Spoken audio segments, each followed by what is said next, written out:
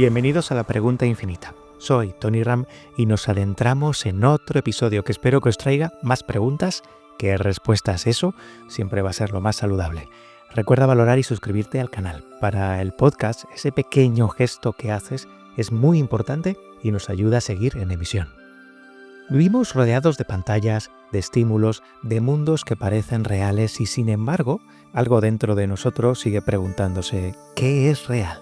¿Dónde termina la tecnología y empieza el alma? ¿Puede una experiencia simulada conmovernos de verdad? En este episodio vamos a cruzar esta frontera invisible, una línea cada vez más difusa entre lo que está afuera y lo que llevamos dentro. Viajaremos del cosmos a la consciencia, del silencio al código, del cuerpo al avatar, y lo haremos con una pregunta abierta como puerta y como siempre. ¿Puede lo virtual tocar lo eterno?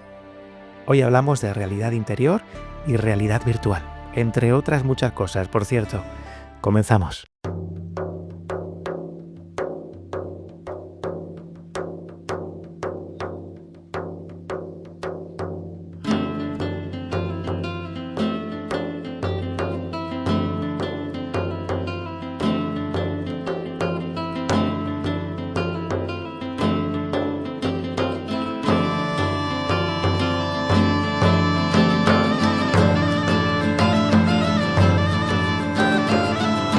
Por suerte, en algún momento de la historia, alguien decidió que lo que se quedaba en la memoria de las personas pasara a formatos más manejables que pudieran trasladarse en el tiempo. Así nacieron, entiendo yo, los lenguajes escritos, las tablillas, los papiros y más tarde nuestros queridos libros. Gracias a todo esto, ha llegado hasta nosotros diferentes reflexiones de diferentes maestros de todos los tiempos. Y gracias a esto podemos recopilar en frases de gigantes, en esta sección de la Pregunta Infinita, de vez en cuando ciertas reflexiones que nos hacen pensar, que nos hacen un poco preguntarnos por aquellas cosas que tratan grandes personajes de la historia. En este caso ya he preparado algunas reflexiones que espero que os hagan pensar, os hagan sentir y quizá os hagan guardar unos segundos de silencio para meditar sobre ellas. Ojalá. Vamos a ver qué nos dice frases de gigantes en este programa.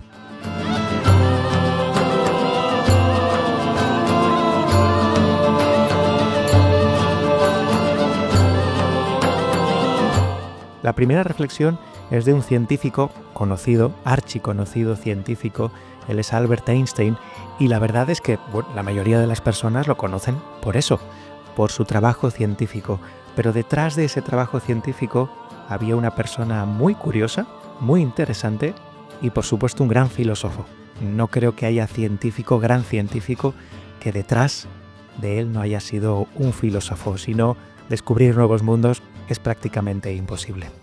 Y Albert Einstein decía, la imaginación es más importante que el conocimiento, pues el conocimiento es limitado, mientras que la imaginación abarca el mundo entero, estimula el progreso y da origen a la evolución.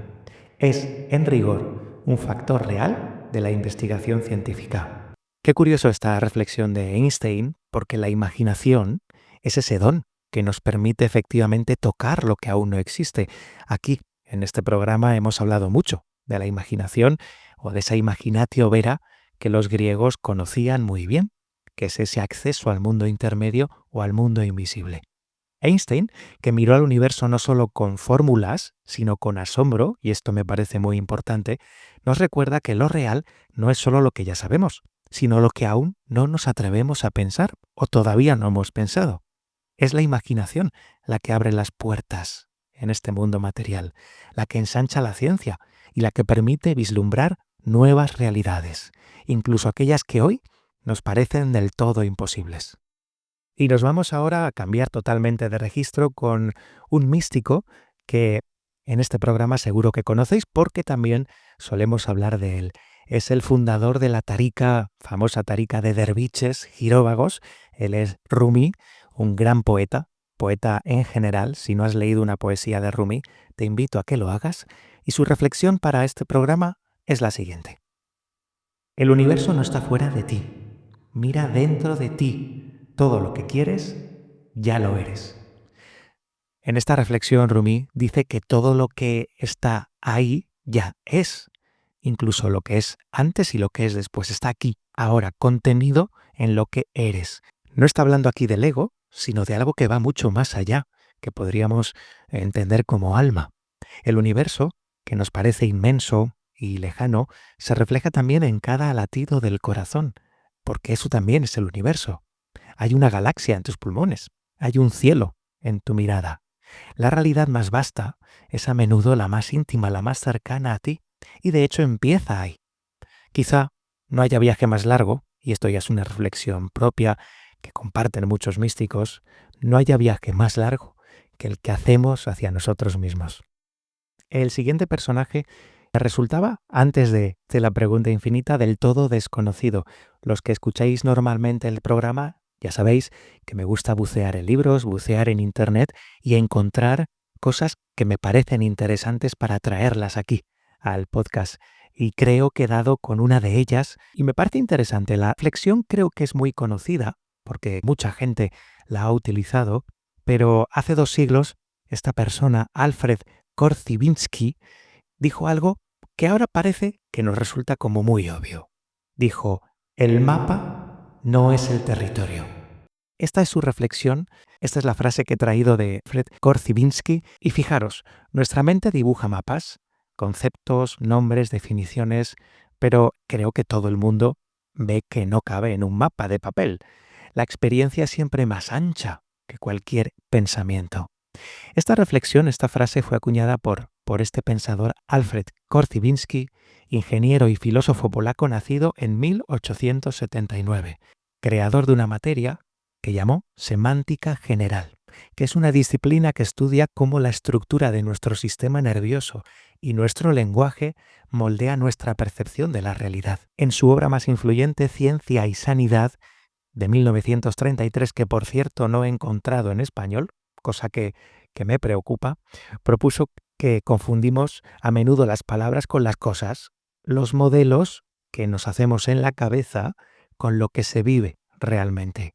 Y nos advirtió, no confundas el menú con la comida, el símbolo con lo que simboliza.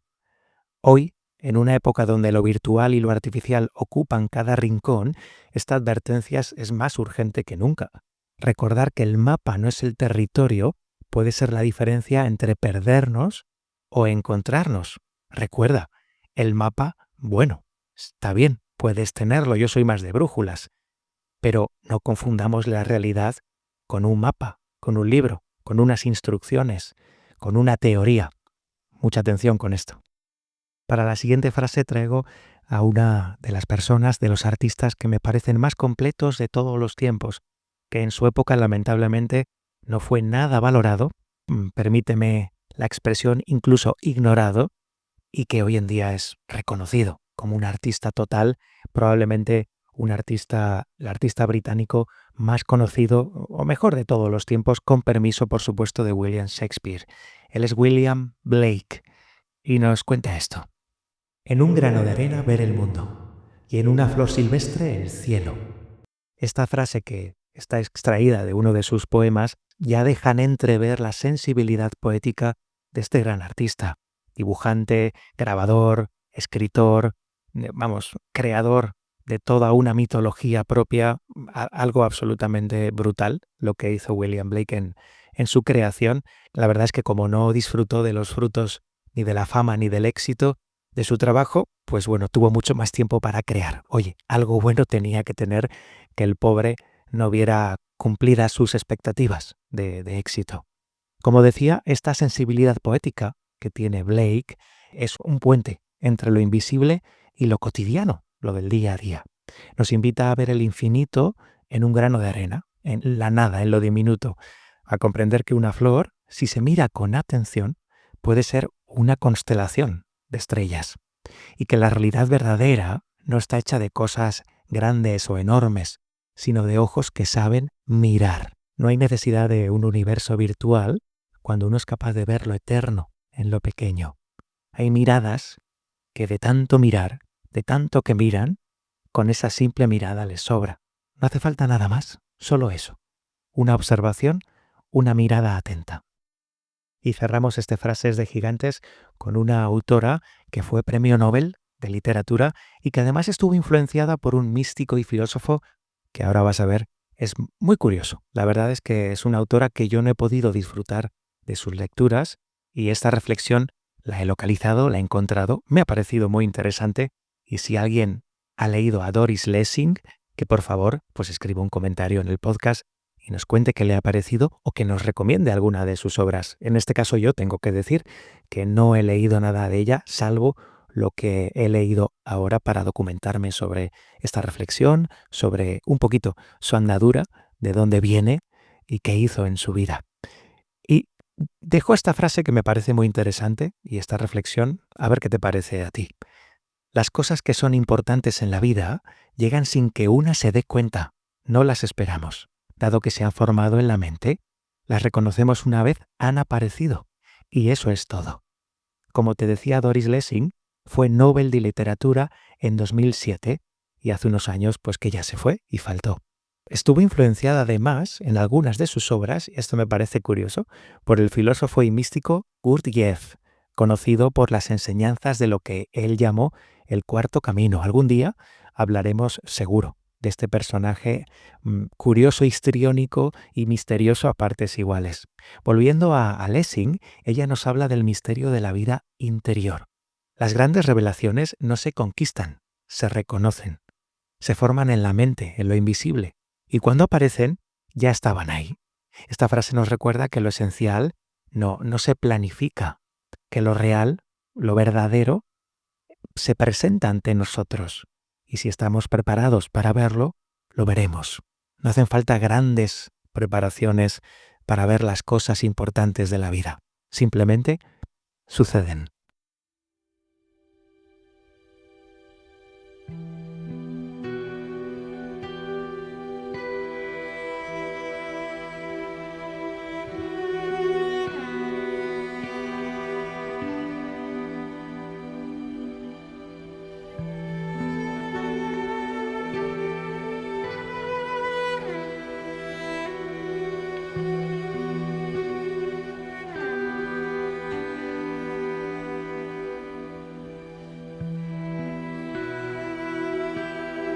Pasamos ahora a la reflexión maestra de este programa. Después de grandes reflexiones de maestros que sin duda han cambiado la humanidad, yo me imagino en esta reflexión que escribo con cuidado, con atención estos párrafos, me imagino más en una caseta de artesano y por supuesto salvando las enormes distancias que separan mis reflexiones de las reflexiones de estos personajes, pues vaya, aportar este grano de arena a construir un mundo mejor.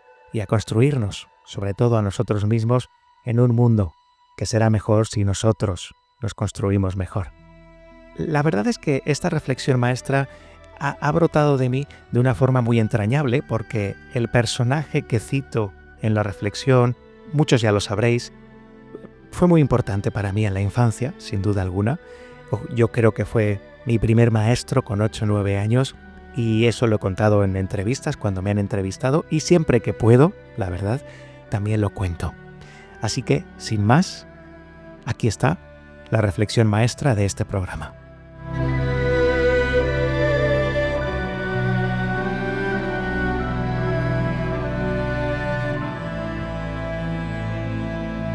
Todos los corazones desembocan en el mismo templo.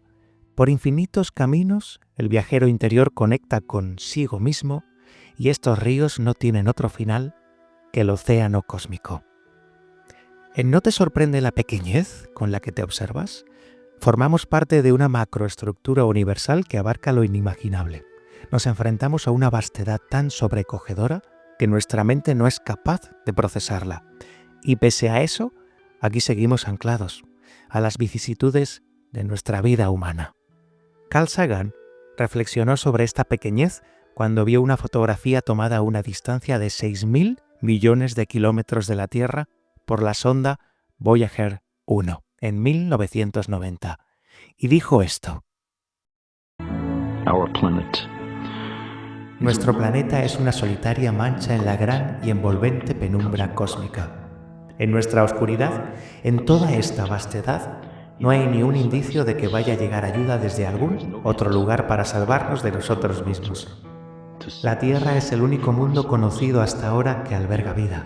No hay ningún otro lugar, al menos en el futuro próximo, al cual nuestra especie pueda migrar. ¿Visitar? Sí. Asentarnos, aún no. Nos guste o no, por el momento la Tierra es donde tenemos que quedarnos. Se ha dicho que la astronomía es una formadora de humildad y de carácter. Quizás no hay mejor demostración de la soberbia humana que una imagen distante de nuestro minúsculo mundo. Para mí, subraya nuestra responsabilidad de tratarnos más amablemente los unos a los otros y de preservar y apreciar el pálido punto azul, el único hogar que hemos conocido.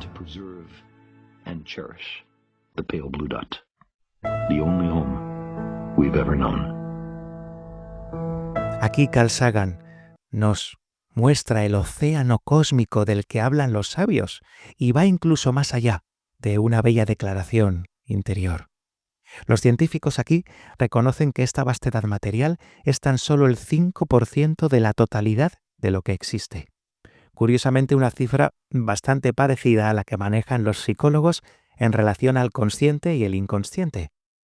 Del otro 95% que está fundido a negro, en el fondo, no hay nada cierto, ni en el universo ni en la mente humana. Se extiende aquí un mundo invisible que no se puede investigar cuantitativamente, científicamente, por ahora. Me atrevo a pensar que cuanto más se conozca al ser humano a sí mismo, más conocerá, y en el mismo porcentaje, el universo que lo rodea.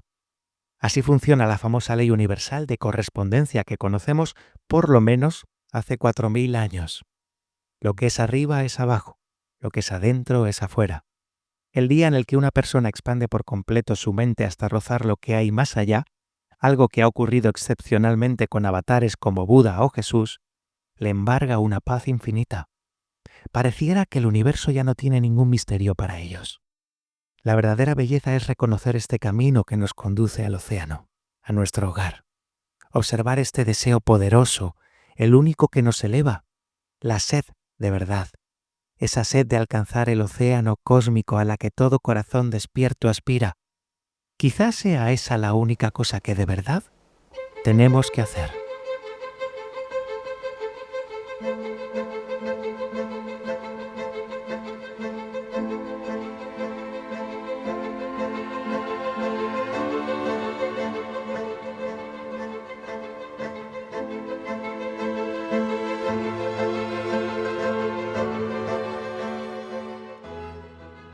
Y bienvenidos a la sección de cuentos de sabiduría, este espacio donde la verdad se esconde entre líneas y metáforas.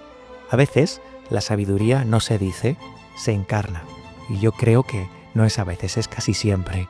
Hoy escucharemos un relato sobre dos formas muy distintas de acercarse a lo invisible, a ese mundo invisible del que hablamos aquí, el poder externo y el vacío interior o la presencia interior. Escucha con el corazón abierto, porque el verdadero maestro quizá no es el que grita, quizá no es el que se muestra, no es el que hace más ruido, sino el que permanece.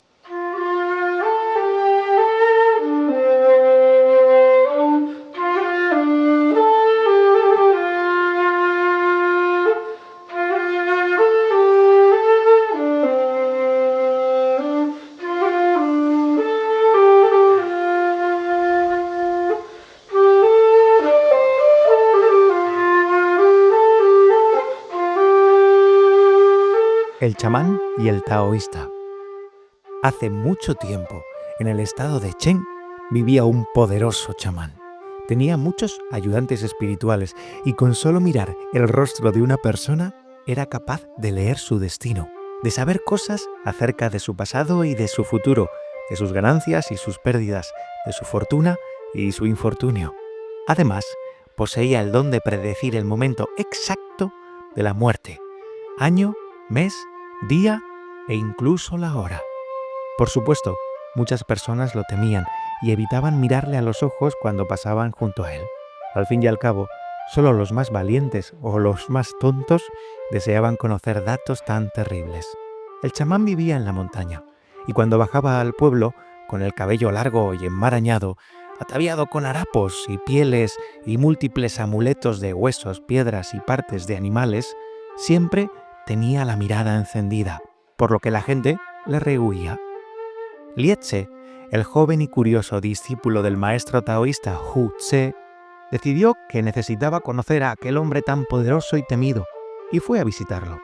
Entró a la cabaña del chamán y después de unos segundos que le permitieron acostumbrar la vista a la oscuridad de la sala repleta de humo, se sentó ante su anfitrión.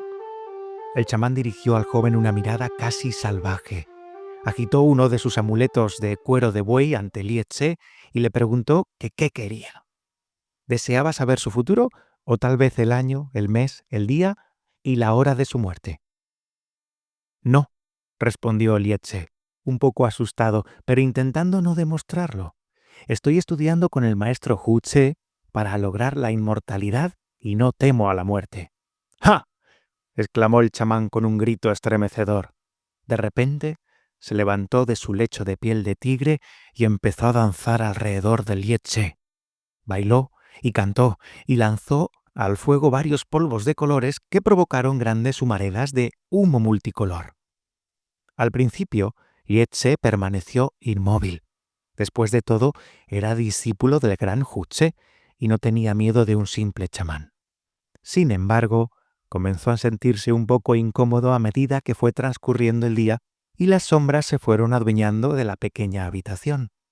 El chamán no dejó de danzar en todo ese tiempo y además empezó a hablar con las voces de diferentes pájaros y otros animales salvajes. La inquietud del visitante se convirtió en un temor real cuando el chamán se detuvo de pronto, se encaró con Lietze y le rugió con el sonido exacto de un leopardo. La casualidad quiso que Lietze tuviese pavor a los leopardos, porque de pequeño había sufrido un ataque mientras cuidaba de las ovejas de la familia.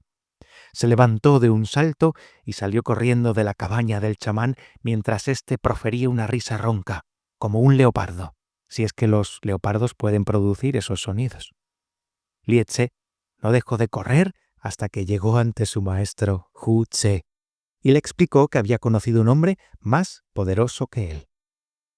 Yo creía que su Tao era el más perfecto, le dijo al maestro todavía temblando de miedo, pero acabo de conocer a alguien que está en contacto directo con los elementos. Hu Tse miró a su joven y atemorizado discípulo y se limitó a decir: te he mostrado mi aspecto exterior, pero no mi esencia. ¿Realmente crees que has entendido el camino? ¿Puedes obtener huevos fértiles sin un gallo? Solo has explorado el Tao de manera superficial. Por eso eres tan transparente. Tráeme a ese chamán por la mañana y veremos quién es en realidad. Al día siguiente, Lietze convenció al reticente chamán para que bajase de la montaña y visitase a su maestro. Cuando llegaron, Hu Tse pidió a Lietze que esperase fuera, mientras él hablaba con el chamán. Al cabo de tan solo unos minutos, éste salió de la casa del maestro diciendo por encima del hombro: «Tu maestro está muerto. De esta semana no pasa. He visto algo extraño cuando le he mirado a los ojos. He tenido una visión de cenizas húmedas». Preso del llanto, Lietze entró a ver a Hu Tse, que le esperaba sentado tranquilamente. «Lo siento, maestro», exclamó el discípulo. «El chamán me ha dicho que se está muriendo. Lamento haberlo traído aquí». Se postró a los pies de Hu Tse y empezó a desgarrarse su túnica. Hu Tse agarró a Lietze por un hombro con mano férrea. «Deja de llorar y de lamentarte», le ordenó. «No me estoy muriendo. Ese chamán es un necio.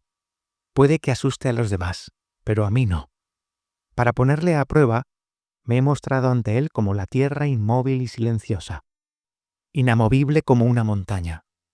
Con su patética habilidad para escudriñar el interior de las personas, ha visto que había detenido los manantiales de mi chi vital y le he hecho creer que me estoy muriendo. Anda, tráele de nuevo mañana y ya veremos». Al día siguiente, Lietze subió con dificultad a la montaña y regresó con el chamán, que volvió a entrar en la casa de Hu Tse acompañado del repiqueteo de sus collares, y dejando tras de sí un olor a humo de madera y a cuero viejo. Y de nuevo volvió a salir con una amplia sonrisa que dejaba ver sus dientes amarillentos. «Tienes mucha suerte por haberme traído a ver a tu maestro. Ya puedo decirte que se está recuperando. He visto que su chi vital, que ayer estaba paralizado, ha empezado a fluir de nuevo. Puedes enviarme 3 gallinas por las molestias». Y se alejó dando grandes zancadas. Lietze entró a ver al maestro, que se encontraba sentado en la misma posición que el día anterior. Antes de que pudiese preguntarle qué había ocurrido, Hu-Tse le explicó. «Hoy me he mostrado como el vacío celestial, el Wu-Ji, sin nombre o sustancia, el principio sin origen. Le he dejado ver mi Yuan Chi, mi energía primordial, brotando de mis talones. Sin duda, lo ha visto como una buena señal. Has de venir otra vez». El chamán regresó al día siguiente. En aquella ocasión salió de la casa de Hu-Tse agitando la cabeza. «No lo entiendo», dijo. «Este maestro tuyo cambia de un día para otro. Antes de ayer vi la muerte en su rostro. Ayer me pareció ver vida. Hoy me encuentro confundido. No puedo leer nada en su semblante. Dejemos que su espíritu se asiente primero y podré leer en él con más claridad». Y de nuevo se alejó a grandes zancadas agitando la cabeza. Lietze entró a ver al maestro, que lo recibió con una sonrisa. «Acabo de mostrarle el Tai Chi, la gran esencia», le dijo, «donde todas las cualidades primordiales están en perfecto equilibrio y armonía. Por supuesto, lo único que ha visto ese patán ignorante es el equilibrio perfecto de mi chi interior. Cuando el océano del chi interior sufre una perturbación, hace que las olas formen remolinos muy profundos. En esa profundidad existen 9 niveles. Yo tengo 9 centros de chi en mi cuerpo. Le he mostrado 3 que le han confundido. Hazle venir una vez más». En aquella ocasión, Lietze se quedó muy cerca de la puerta para escuchar lo que ocurría en el interior de la casa.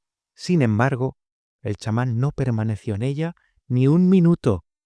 Salió corriendo con sus collares repiqueteando y una mirada salvaje y aterrorizada en sus ojos. Chocó contra Lietze, que cayó al suelo. «¡Espera!», gritó Lietze. «¿Qué ha pasado?». Pero el chamán no se detuvo. Poco después de aquel episodio, desapareció de su cabaña y nunca más lo volvieron a ver. Cuando Lietze le preguntó al maestro qué había ocurrido, Hu-Tse le respondió: «Simplemente le mostré mi verdadero ser antes de cobrar vida, como la hierba que el viento dobla en las estepas y el agua que fluye en las olas. Me he abierto completamente a él y le ha asustado tanto lo que ha visto que ha salido corriendo». Lietze comprendió entonces que su maestro era un verdadero hombre del Tao. Con lágrimas en los ojos, se despidió de Hu-Tse y regresó a su hogar, donde pasó 3 años sin salir. Para que su mujer pudiera descansar, se dedicó a hacer la comida y a alimentar a los cerdos como si fuesen viejos amigos. No participó de modo alguno en los asuntos mundanos. Se mantuvo íntegro y llano, como un bloque de madera o un terrón de tierra. Y poco a poco empezó a entender lo que su maestro había intentado decirle todos aquellos años. Dejó de intentar aprenderlo todo. Dejó de intentar ser bueno. Dejó de intentar convertirse en un ser iluminado. Empezó a examinar su ser en comunión con el gran Tao infinito y permaneció próximo al Tao hasta el fin de sus días.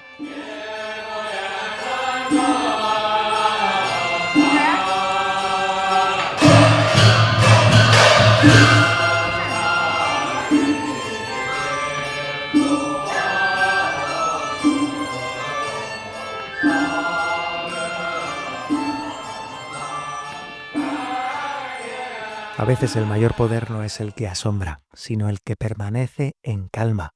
El chamán dominaba el arte de impresionar, pero no podía ver el mundo invisible con claridad. El maestro, en cambio, no necesitaba demostrar nada, porque ya era. Este cuento nos recuerda que el verdadero conocimiento no se agita, no se proclama, no busca impresionar a nadie. Se vuelve tierra, se vuelve silencio, océano interior. No hace falta el preciosismo o el alto impacto para transmitir una verdad. No es necesario hacer grandes superproducciones en formato de reel de Instagram, llenar salones o hacer mucho ruido. Tampoco hace falta impresionar a nadie, caminar por brasas o que te induzcan hasta una catarsis aparentemente liberadora. Esto me recuerda a la frase, a la reflexión de Doris Lessing de este programa, que hemos escuchado hace un momento. En un mundo donde las apariencias nos gobiernan, quizá el acto más revolucionario sea volverse sencillo, claro y silencioso, y permitir que lo que somos, antes de toda forma, antes de toda identidad, hable por sí mismo. En ocasiones, la mayor sabiduría es la que hace que los demás salgan corriendo o se vayan en busca de emociones más cuánticas o impactantes, porque ellos, realmente, aún no están listos para escuchar la verdad.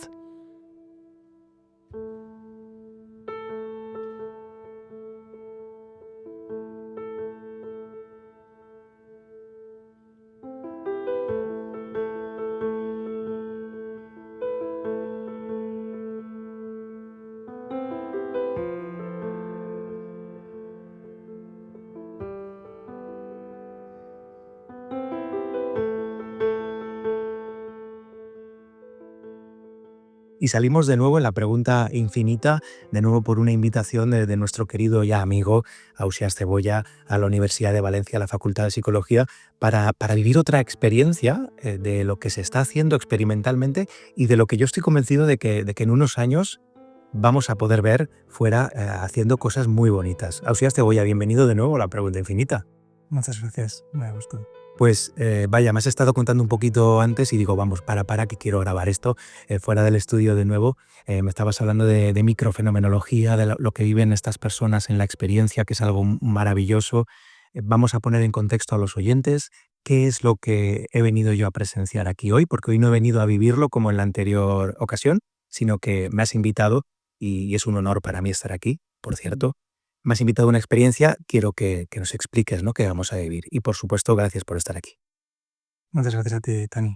Bueno, lo que estamos haciendo es un estudio experimental en el que van a venir pacientes con una enfermedad crónica, en el que van a experimentar un escenario de realidad virtual que tiene como objetivo la disolución de los límites de la corporalidad. Nuestra hipótesis es que esta experiencia de disolución, que sería similar o por lo menos a nivel fenomenológico podría equipararse a una experiencia psicodélica o a una experiencia también como la que puede llevar la meditación profunda. Pensamos que el poder inducirlo en un entorno de laboratorio, pensamos que puede tener un impacto sobre la salud mental y sobre el estado de plenitud y el estado de conexión de los participantes. Entonces hoy hemos invitado a 4 pacientes que están en una situación, como digo, de una enfermedad crónica, relativamente, una enfermedad crónica con un cáncer, ¿no? Una enfermedad que tiene que genera mucho miedo y mucho temor. Y entonces estos pacientes van a venir aquí invitados por un hospital de la ciudad de Valencia y ahí vamos a hacer esta experiencia, que es una experiencia colectiva, en realidad virtual, con el objetivo que propongo. Que además también estamos evaluando diariamente, durante muchos días, sus experiencias emocionales de gratitud, de compasión, de amabilidad, con una aplicación móvil. Y queremos ver no solo lo que sucede aquí en el laboratorio, sino el impacto que tiene en los días posteriores. No es la primera vez que estáis haciendo ya esto, son diferentes sesiones. Estáis probando diferentes también ámbitos de lo que es el trabajo que hacéis con la realidad virtual. ¿Qué experiencia, y ya vimos en la anterior ocasión que salí, que estuve aquí, que lleváis muchos años desarrollando todo esto?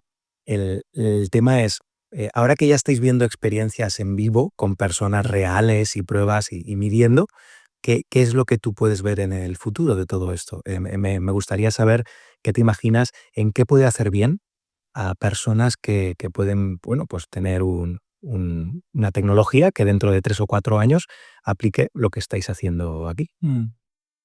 No, es que me cuesta un poco proyectarme al futuro sin datos que confirmen mis hipótesis de alguna manera. Mi hipótesis, bueno, mi propuesta o la propuesta de mi equipo, al fin y al cabo, es, pensamos que una experiencia pico, una experiencia emocional impactante, que rete un poco la construcción de la realidad que tenemos, que facilite la conexión con lo imperceptible o con lo... En fin, una experiencia compleja de la mente puede ser positiva y puede tener un impacto en la salud mental de las personas. A partir de ahí tenemos que ver, todavía tenemos muchas preguntas que responder: cómo, quién, cuándo, por qué, desde dónde, en qué formato. Y eso es un poco lo que queremos ver. De momento, en población no clínica ya hemos visto que tenía un impacto muy positivo. Hemos visto que la probabilidad de tener una experiencia adversa era muy pequeña y, por tanto, eso nos anima a ir a un paso más. Ahora estamos con población ya clínica.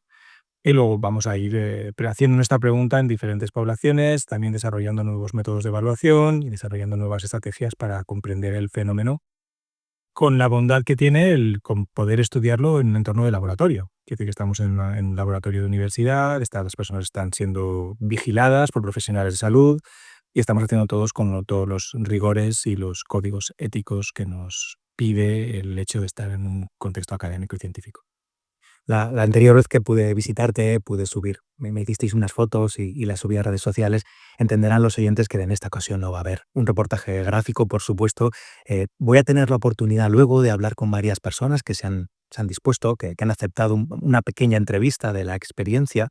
Y me parece muy interesante que nos cuentes, mientras subía la escalera hacia tu despacho, un despacho de psicólogo, con libros, con papeles, con pizarras dibujadas, aquí estamos hablando. Me gustaría que me contaras, repitieras, ¿no?, lo que me has contado subiendo las escaleras. ¿Qué experiencia, para que los oyentes también se hagan una idea, qué experiencia va a vivir esa persona? Y luego en las entrevistas con las voluntarias que se han prestado a que les haga unas preguntas, vamos a poner ese contexto, ¿no? Me has contado algo muy interesante de lo que se va a vivir en la experiencia virtual. ¿Qué es? Sí, esta experiencia la primera que probamos, la primera que desarrollamos, lo desarrolla la empresa Anuma en Santiago de Compostela con David Glowacki y bueno, la probamos, es parte de la tesis doctoral de una doctoranda, Joana Vidal, y la probamos y esto es una experiencia muy bonita. Fue la primera experiencia que ya conté, que para mí fue una experiencia muy intensa.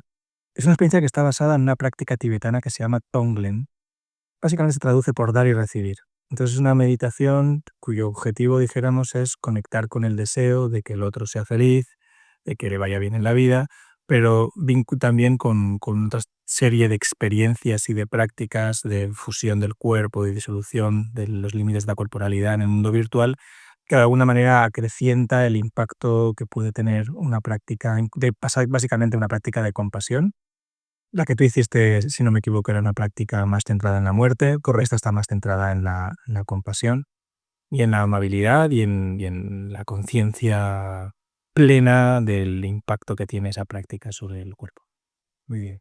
Pues Ausiel, vamos a ir ahora a la experiencia, luego hablaremos más, así que todo preparado, ¿no? Nos vamos. Venga. Vámonos.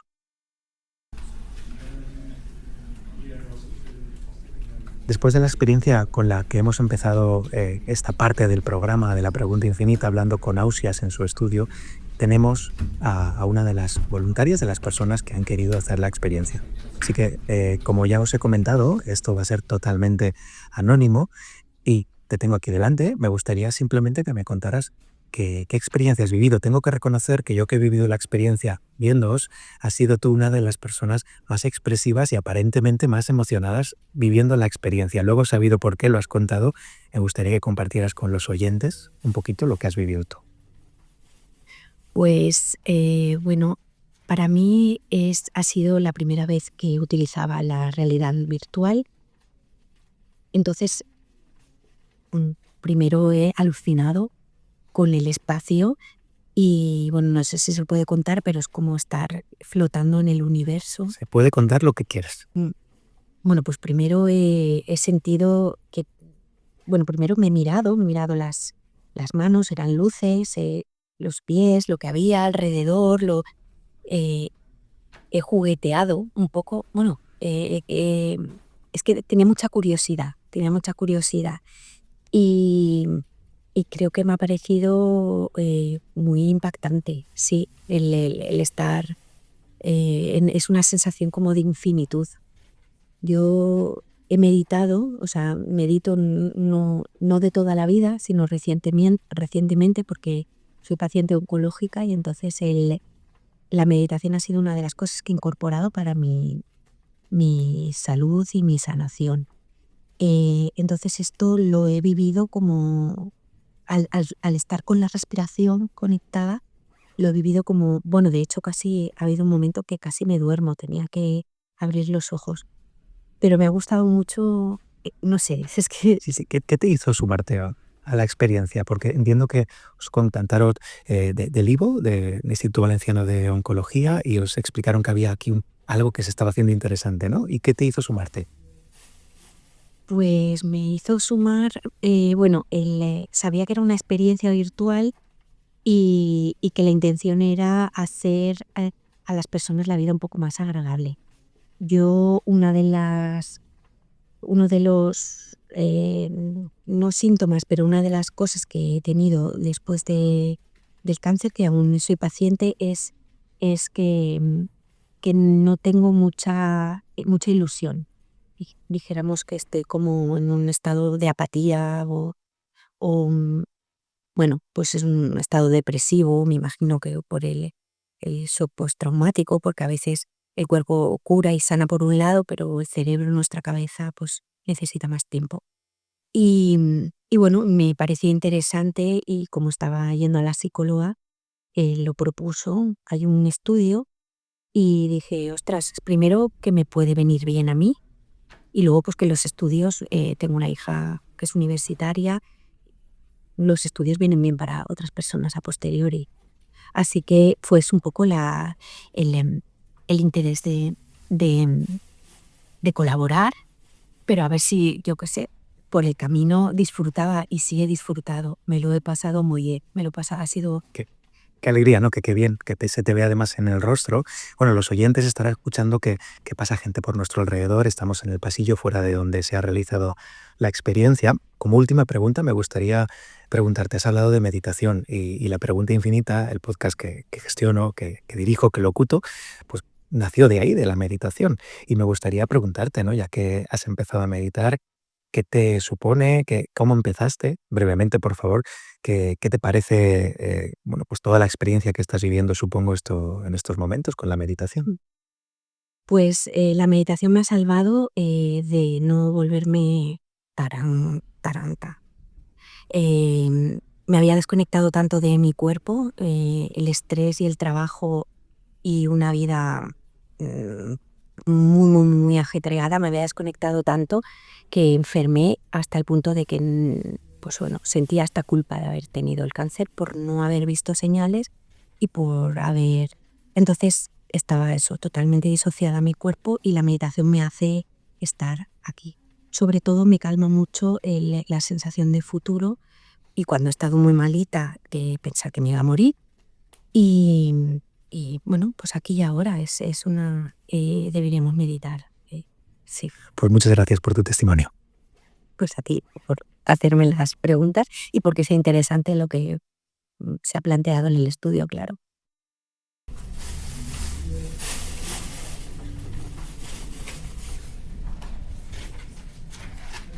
Y estoy ahora con otra persona que ha vivido la experiencia y en este caso tenemos que decir que de las personas que estaban ha sido una persona que ha vivido una mala experiencia y ahora nos va a contar por qué le ha pasado.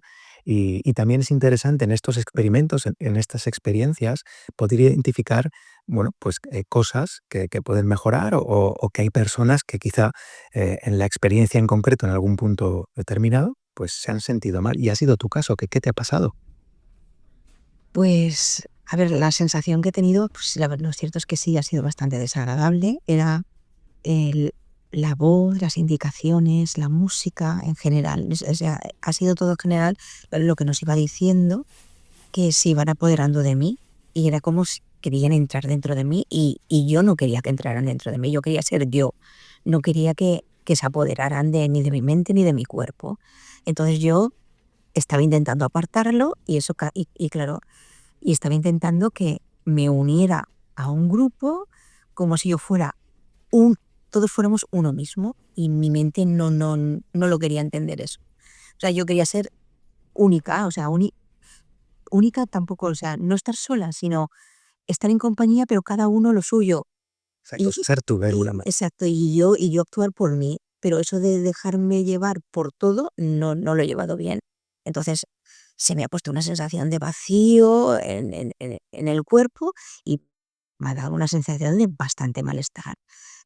Y luego la piel se me ha puesto de gallina y he estado un rato que me retumbaba la música y la voz en la cabeza. Claro, porque hay que decir que la experiencia, que además os ponéis unas gafas que os tapan todos los ojos, unos cascos, es muy inmersiva, ¿no? O sea, Mucho. ha sido como para ti entrar en otro mundo. Sí, sí, sí, se apodera de ti, se apodera de ti además es que no ves nada, o sea, solamente ves lo que tienes dentro de las gafas, o sea, no sabes, a ver, sí que eres consciente de que estás pisando suelo y algo firme, porque el pie lo tienes en el suelo y te apoyas contra el respaldo de algo, pero no, da la sensación de que sí que estás en el vacío, y que todo son lucecitas y es otra sensación. Sí, yo lo hice hace unas semanas y tengo que reconocer que efectivamente es como si entras en otro universo.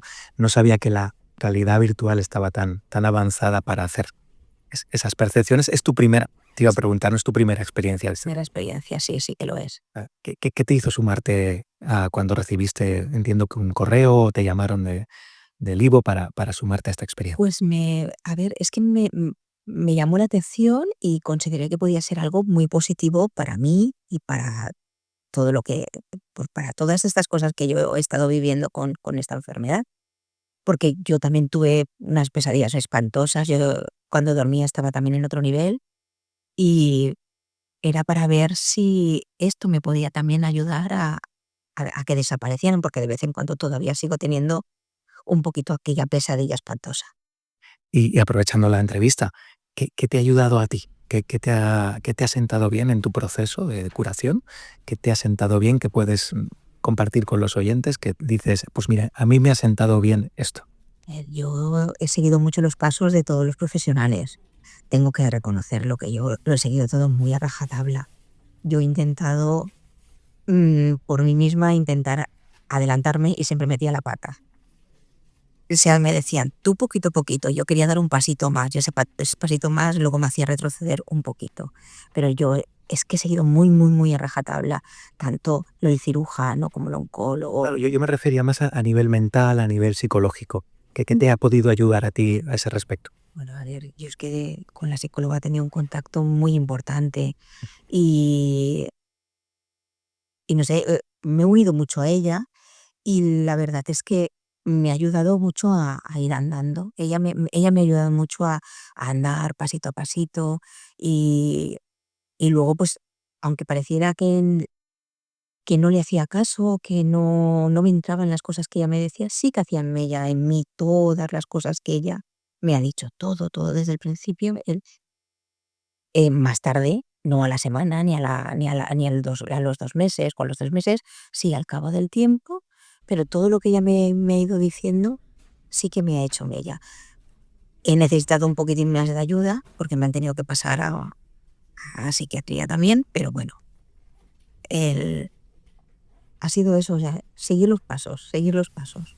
Seguir los pasos, pues te agradezco también que hayas compartido tu experiencia de este experimento, aunque no haya sido agradable. Sí que es verdad que en este caso me gustaría preguntarte como última pregunta, si crees que este tipo de experiencias en el futuro podrían de alguna manera funcionar, quizás son para personas que están más acostumbradas a la tecnología, o si crees que esto a ti te va a poder en algún momento ayudar, o no lo ves para ti, tú ya no. No, sí, Con sí, esto sí, no. no, yo no lo descarto, para nada, para nada, para nada. Simplemente ha sido esa voz y esa música que no iban conmigo, no iban con o el tono, el puntito ese de música, no era algo que no ha conectado conmigo. Bueno, no pasa nada. Por suerte, las primeras veces que nos solemos montar en un avión, nos solemos marear y luego después nos montamos y no pasa nada. Para acabar, te agradezco mucho tu testimonio y que hayas estado aquí en La Pregunta Infinita. Muchísimas gracias a vosotros por haberme invitado a todo y por esta entrevista.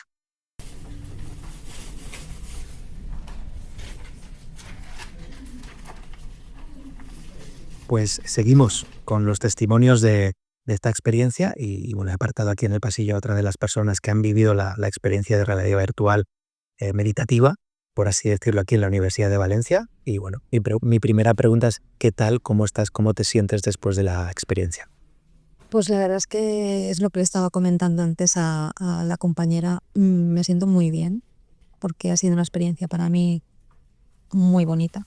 O sea, es una experiencia que ojalá pudiéramos vivir todos porque realmente yo lo he vivido desde un punto de vista sin identificarme conmigo y no sé, me ha parecido brutal. De hecho, recuerdo tu comentario al acabar la experiencia, es que ojalá tuviera esto por las noches para irme a dormir. Sí, no, estamos acostumbrados, bueno, nosotros que estamos pasando pues por un procedimiento con medicación y demás, pues al final, claro, la pastilla, ¿no? La típica, pues para que puedas dormir. Un instrumento como este, sería ideal para conciliar el sueño por las noches, porque llegas a a un estado muy tranquilo, muy sosegado. Yo lo he vivido así, muy de decir, ostras, ojalá tuviera esto para poder dormir tranquilamente por la noche sin tener pues los típicos episodios de ansiedad o de nerviosismo que tu cabeza te pueda jugar. ¿Qué te hizo sumarte a la experiencia? Porque entiendo que esto nace desde el IVO, desde el Instituto Valenciano de Oncología. ¿Qué te hace sumarte a este experimento, a esta experiencia aquí en la universidad? Sí, bueno, en principio cualquier programa que se haga para beneficiar a cualquier paciente oncológico siempre es bienvenido.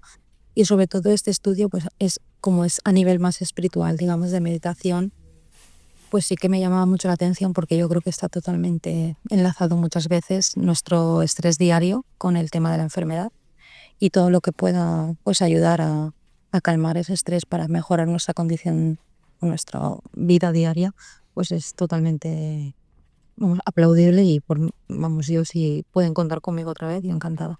Entiendo que tú ya, previo a esta experiencia, has tenido experiencias de meditación o meditas o has meditado. ¿Qué experiencia tienes al respecto? Sí, a ver, yo soy una persona bueno, medita asiduamente. Intento por la mañana hacer mi pequeña meditación o cualquier momento que yo note que estoy nerviosa, pues sí que me suelo poner pues, con la ayuda de meditaciones guiadas o con respiraciones para estar en el momento presente, pues me ayuda a calmar la ansiedad. Soy bastante, o sea, me gusta mucho la espiritualidad y sobre todo el tema de la meditación. Pues muchísimas gracias por responder estas pequeñas preguntas después de la experiencia. Nada, a vosotros. Muchas gracias.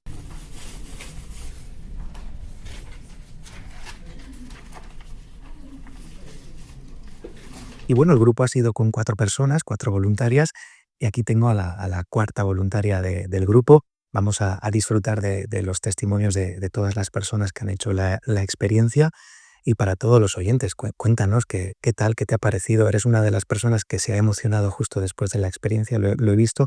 Intuyo que sí que te ha tocado de alguna manera. Sí, sí, he sentido como una sensación de estar fuera de mí, conectada con miembros de mi familia. No sé, ha sido una sensación mm, Personal. muy personal y al mismo tiempo muy agradable, porque he sentido como una energía muy, no sé, muy intensa. Ujú. ¿Es la primera vez que hacías una experiencia de este tipo? Sí, sí. ¿Y cómo llegas hasta la experiencia? ¿Cómo decides participar de esta experiencia? Pues curiosidad, me lo explicó mi psicóloga y en el IVO y le dije que sí, que adelante, que todo lo que fuera por ayudar y aportar a pacientes oncológicos creo que es muy importante. De hecho, considero que esta experiencia, si se pudiera trasladar a una sala donde a pacientes le están poniendo la quimio y quisieran optar a poder relajarse durante ese momento, sería increíble, porque sí, son momentos duros en los que necesitas estar tranquilo y lo considero súper importante. Yo, de hecho, pasé algunos momentos malos durante el tratamiento y Y me imagino esta experiencia, o sea, tener la oportunidad de poder vivir esta experiencia allí y hubiera sido un lugar más agradable.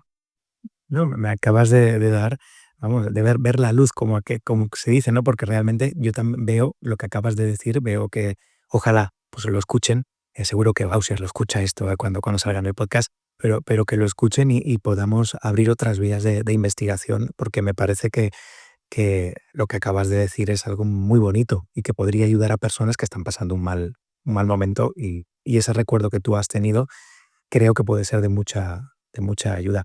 ¿Tú tienes experiencia, has tenido otras experiencias en cuanto a la meditación o el autoconocimiento que te han llevado a decir que sí a esta o es algo muy nuevo para ti? No, a ver, sí que conozco el tema de mindfulness. De hecho, cuando yo estaba en tratamiento, una manera de relajarme era llevarme un cuaderno y pintar mandalas. Y estaba un poco, pues, con mi música, pintando e intentando estar tranquila. Eh, sí que he intentado alguna vez practicarlo, lo que pasa que no he tenido no me he enganchado aún al mindfulness o a la relajación.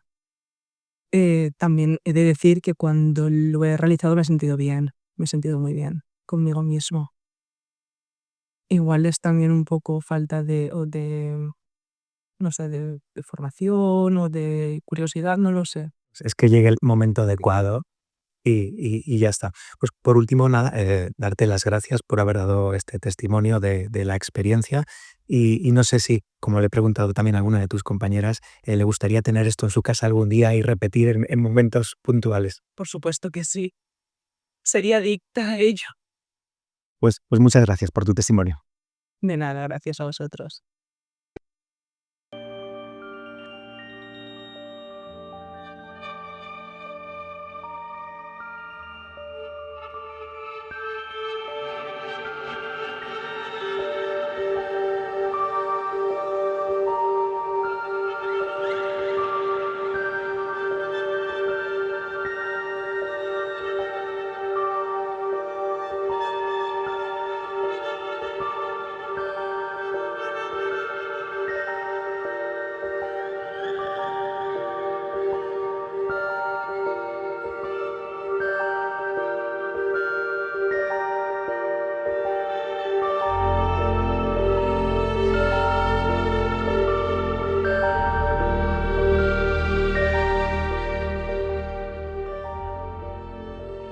Hemos viajado desde la inmensidad del cosmos hasta los paisajes interiores del alma humana.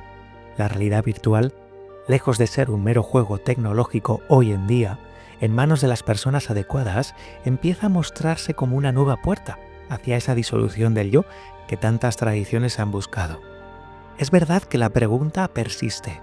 ¿Puede una simulación tecnológica llevarnos al mismo océano interior que un camino de silencio y atención?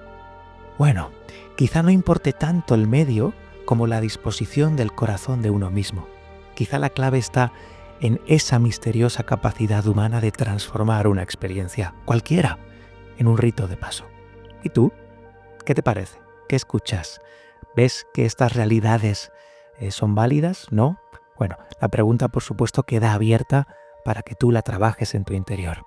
Soy Tony Ram y te doy las gracias, por supuesto, por haberme acompañado en La Pregunta Infinita. Nos escuchamos en el siguiente episodio. Hasta la próxima travesía.